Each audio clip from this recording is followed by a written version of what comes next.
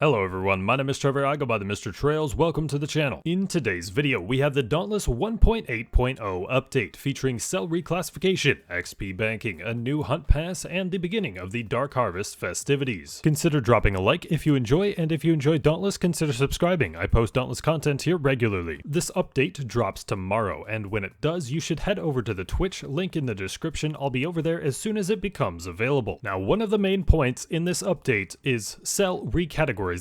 There are still going to be 5 cell categories, however the names of these cell categories have been changed. The defense category has been changed to fortitude, power is now brutality, mobility is now alacrity, technique is now finesse, and utility is now insight. The mobility cell icon has been replaced by a new alacrity icon, appearing as a thunderbolt, but the other icons remain the same. I will probably switch off on what name I call the cell categories until they have sunk in. The naming scheme is not the main change though. The main change is that some cells were switched to another category. Stunning, vigor, and vampiric have been changed from utility cells to fortitude/defense cells. Adrenaline, assassin's frenzy, and evasive fury have been changed from technique cells to alacrity/mobility cells. Berserker, bladestorm, and weighted strikes have been changed from technique cells to brutality/power cells. Galvanized has been changed from a power cell to a finesse/technique cell, and etheric evasion and molten have been changed from technique cells to insight/utility cells. I would say that cell recategorization seems to have two main outcomes, one of those being the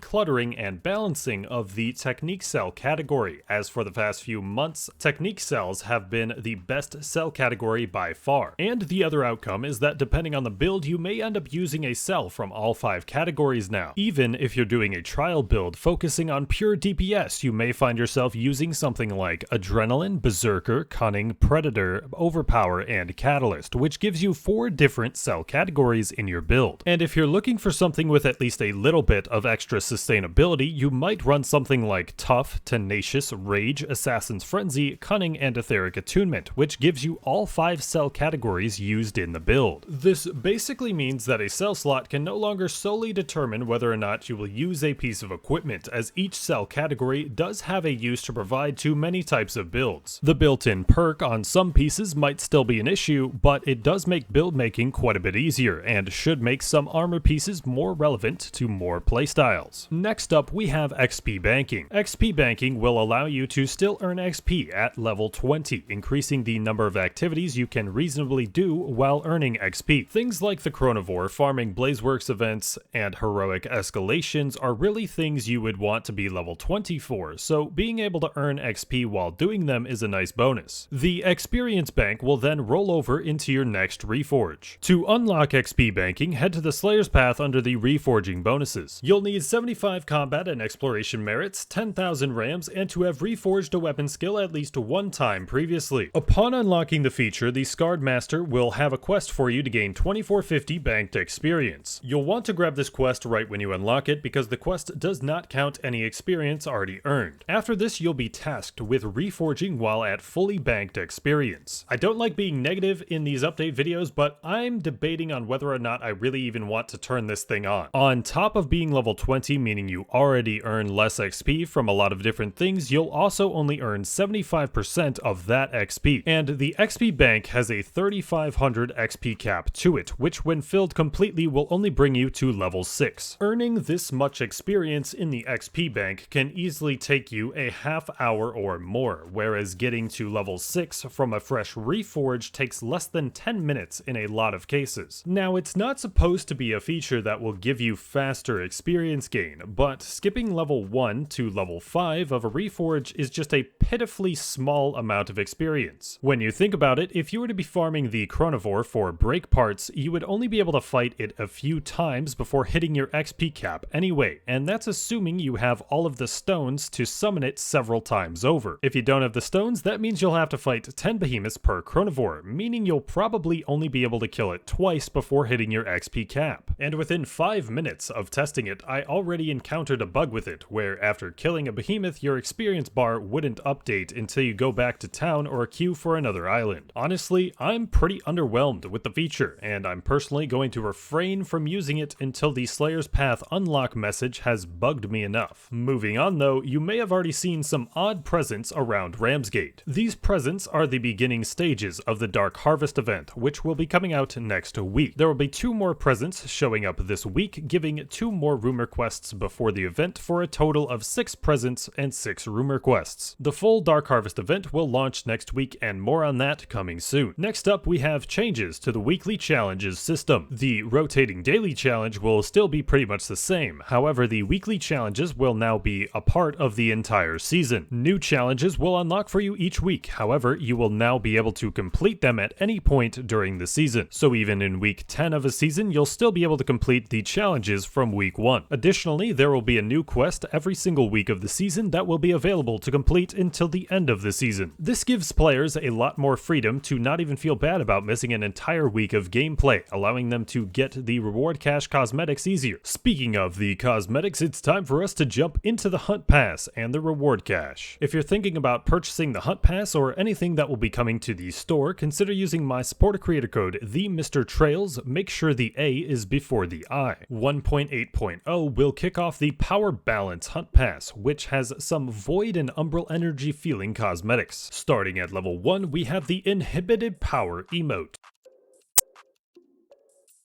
At level 5, we have the Royal Battlecraft Facade.